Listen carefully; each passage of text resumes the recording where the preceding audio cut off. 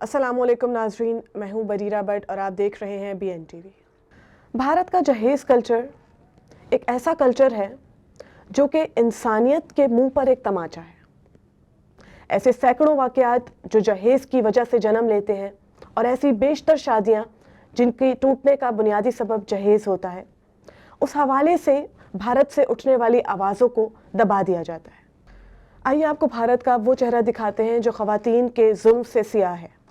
भारतीय शहर बहार के इलाके चप्पलपुर में एक वाक़या पेश आया जिसमें दुल्हन के हमरा दूल्हा को शादी होने से पहले जहेज का मुतालबा करते देखा जा सकता है। कौन कहता है कि दहेज नहीं चलता? हर एक जगह चलता है, लेकिन कोई जानता है कोई नहीं जानता है।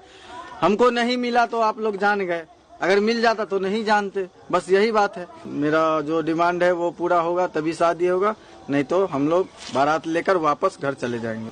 हम लोग भी इतना खर्चा किए हैं, कहाँ से हम अरेंज करेंगे? देखिए ना तो मेरा माँ बाप का अच्छा था तो ना तो मिलवे किया है, 1 लाख ना बाकी है, वो तो मिल ही जाएगा ना। सोना का चैन और अंगूठी वो भी बाकी है, तो उम्र वक्त में मिल जाएगा। नहीं हमको अभी चाहिए। नाज़रीन, ये थी भारत से ताज़ा सूरत हाल।